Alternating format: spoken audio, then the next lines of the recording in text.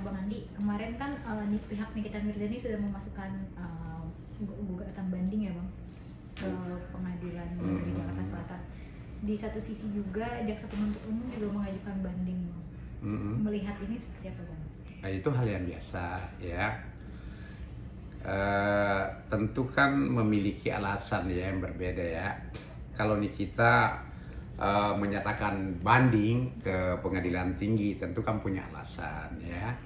Begitupun juga jaksa tentu juga punya alasan ya, khususnya SOP-nya ya, bahwa ketika putusan itu di bawah 2/3 maka dia punya kewajiban untuk banding ya, seperti itu. Bang, ini jaksa sendiri kan bilang tadi kalau bahwa merasa tidak puas dengan hasil putusan 4 tahun yang dituntut mereka sendiri 11 tahun, makanya mereka mengajukan banding.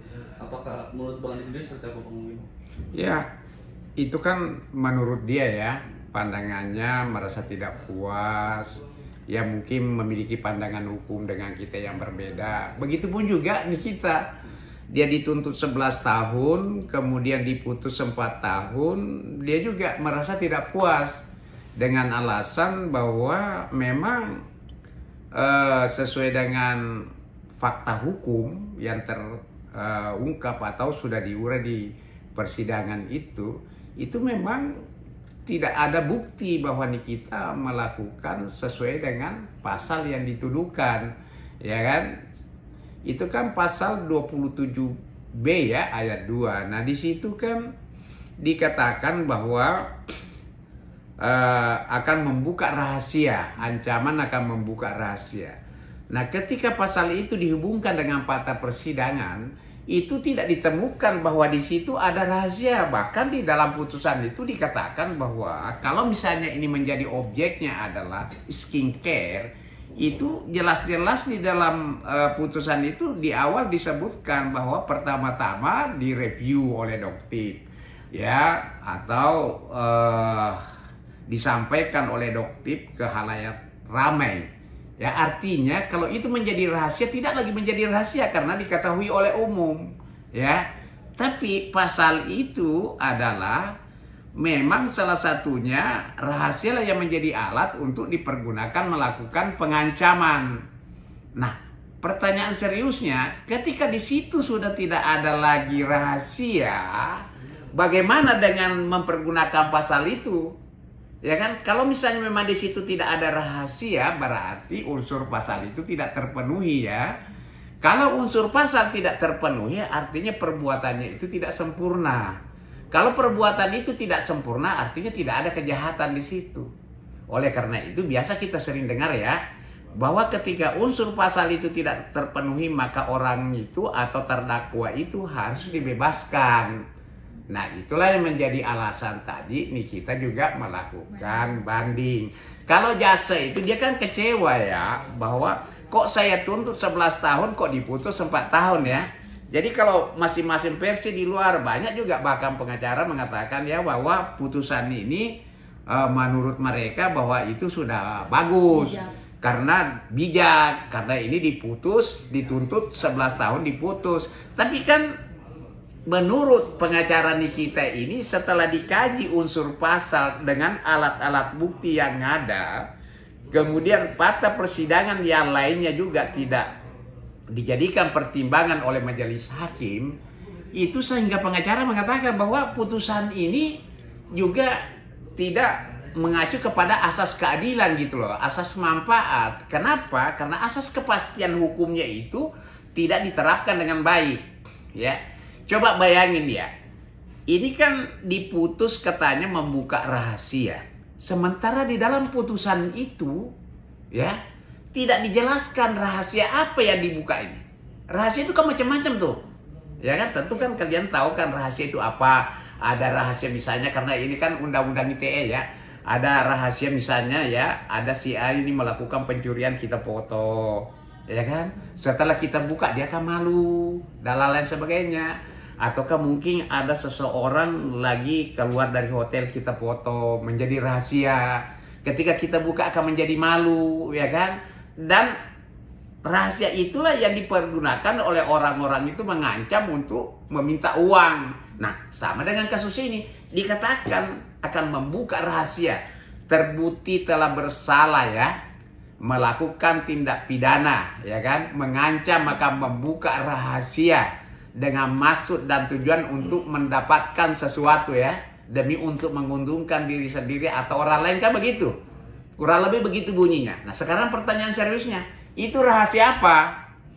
Nah, sementara di dalam putusan itu tidak disebutkan bahwa ini loh rahasia yang dimaksud.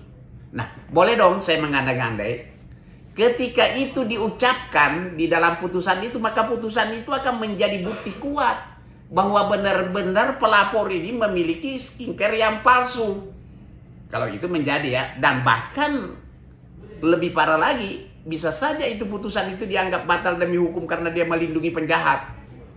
Ya kira-kira gitu ya. Bang, ini ada yang ditanyakan lagi? Bang, ini kan pengajuan bandingkan Nikita ini kan menjadi pro kontra ya Bang. Banyak banget fans yang takut nanti setelah banding hukumannya malah naik, bukannya malah turun. Dari pihak abang sendiri, dari pihak Kak Niki sendiri tuh ada obrolan nggak sih Bang? Apakah ingin mengungkap kebenaran atau seperti apa Bang sebenarnya?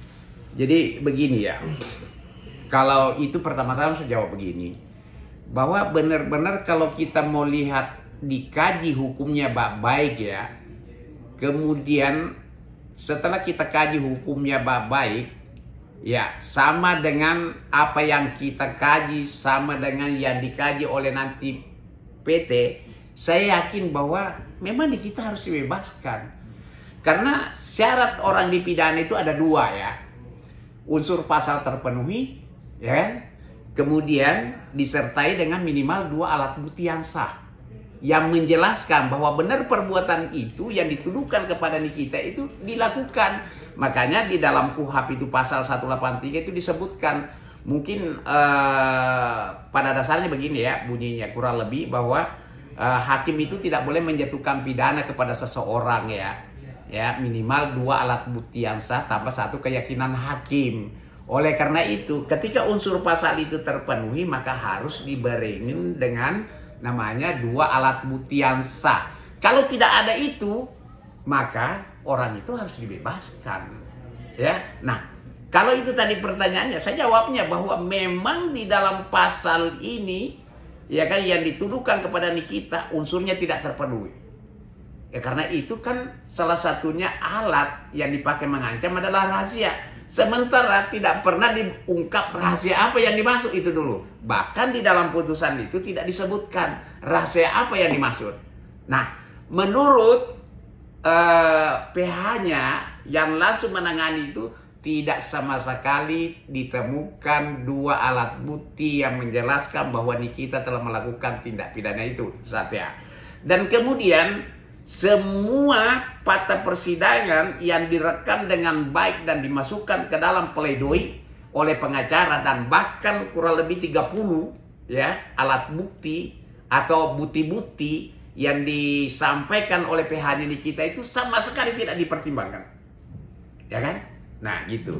Nah ketika itu tadi pertanyaannya, kalau banding bisa nggak naik, bisa nggak turun, bisa nggak tetap, ya bisa saja. Persoalannya, tapi saya ingin tegaskan di sini, ketika menemukan hakim benar-benar menerapkan 3 asas ini, maka Nikita akan bebas. Apa sih 3 asas ini sebenarnya dalam pedoman hakim memutus? Pertama-tama asas kepastian hukum. Apa itu? Asas kepastian hukum itu adanya di dalam peraturan itu benar-benar dikaji unsurnya terpenuhi atau tidak. Nah, kemudian apa asas keadilan itu? Keadilan itu adanya di dalam hati para penegak hukum itu. Melihat, oh benar setelah kepastian hukumnya sudah dikaji, oh ternyata tidak ada unsurnya. Tidak ada alat bukti. Masa sih orang mau dipidana, ya kan? Bagaimana dengan anak-anaknya di rumah? Dia adalah tulang punggung, kan? Itulah namanya asas keadilan. Terus setelah asas keadilan apa? Manfaat. Asas manfaat. Supaya putusan itu bermanfaat. Setelah berkeadilan maka bermanfaat itu. Orang semuanya menyampaikan bahwa sudah luar biasa hukum di Republik ini begitu baik. Tapi ketika putusannya terbalik, ya seperti rekan-rekan media tahu sekarang bagaimana, apa kata orang? Hukum di Indonesia itu tajam ke bawah, tumpul ke atas. Hukum itu kayak toko kelontongan, ya bisa dipesan, kira-kira gitu ya. Nah, oleh karena itu ya semoga harapan kita, kalau itu pertanyaan tadi ya, semoga nanti hakim di PT ini memiliki hati nurani, benar-benar melakukan penegakan hukum yang baik demi kemanusiaan. Karena hukum pidana itu tidak boleh kita main-mainin, ya rekan-rekan media ya. Karena ini menyangkut masalah hak asasi manusia. Ketika orang itu dipidana, bukan hanya orang itu yang merasakan, keluarganya, anaknya mungkin, suaminya mungkin, itu luar biasa ya. Sehingga kita tidak boleh main-main kalau pidana ini, ya seperti itu kira-kira. Bang, terakhir dari saya mungkin berapa lama kemarin kan sudah mengajukan banding hari Senin, mungkin Berapa lama Bang untuk jawabannya adanya berapa lama? putusan banding? Oh, kalau itu ya begini. Kalau pidana sih itu lebih cepat biasanya ya. Kalau perdata kan biasanya 3 bulan ya. Tapi ini kan prosesnya kemarin, ini kan baru menyatakan ya. Itu baru menyatakan. Nah, setelah dinyatakan itu ada waktu 14 hari maksimal ya, baru memasukkan namanya memori banding ya. Nah, kalau di pengadilan itu PT itu tidak ada lagi sidang ini ya. Sidang apa namanya? Di sana cuma sidang berkas, tidak kayak di PN ya. Sidang terbuka, ya dihadiri para pihak, ya kan, baik jasa, baik pun juga terdakwa atau pengacaranya ya. Anda, nah nanti kan kita tunggu hasil aja. Dengan kita berharap bahwa semoga ada hal yang terbaik untuk kita. Karena memang pengkajian kami sama sekali tidak menemukan bahwa di situ ada unsur kesalahan ya. Terserahlah di luar sana apa pendapat orang, tapi kami hanya melakukan penegakan dengan mengkaji hukum itu dengan baik. Ya, seperti itu. Kasus Nikita Mirzani, Pak. Awalnya kan JPU tidak mau banding ya, Pak. Tapi info terbarunya ada JPU. Enggak, JPU banding kok, kami banding. Kan turunnya di bawah tuntutan jaksa. Otomatis. Itu kan kita jaksa dari Kejati Jakarta Selatan sudah mengajukan banding hari Senin kemarin kalau nggak salah. Alasan bandingnya karena ponisnya terlalu Salah satu. Kita menghormati tapi salah satu. Mungkin poin lainnya, Pak? Yaitu nanti dituangkan dalam memori banding. Apakah karena perilaku beliau saat Oh, itu lain. Kalau itu dipertimbangkan dalam apa?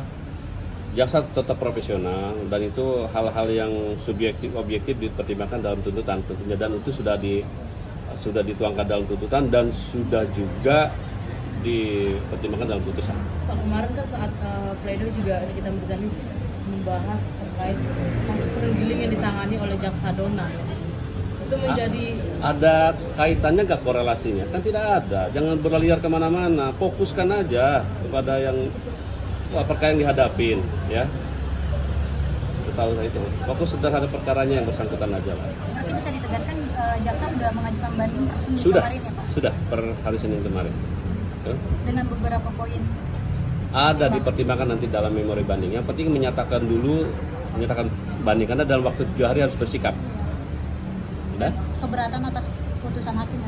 Bukan keberatan, kita tetap mengharapkan kita menyatakan banding ya kan terhadap putusan pengadilan. Kan ada upaya hukumnya. Ya. mengajukan banding, ini kita juga mengajukan banding. Untuk jawaban bandingnya sendiri biasanya berapa lama sih, Pak?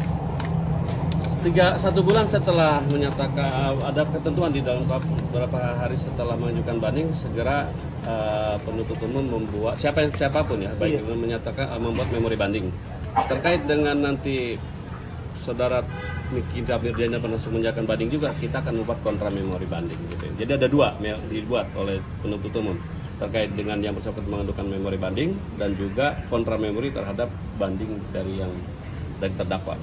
Kurun waktunya sebulan ya? Paling lama ya. Setelah menyatakan sikap ya. Ada ketentuan di KUHP.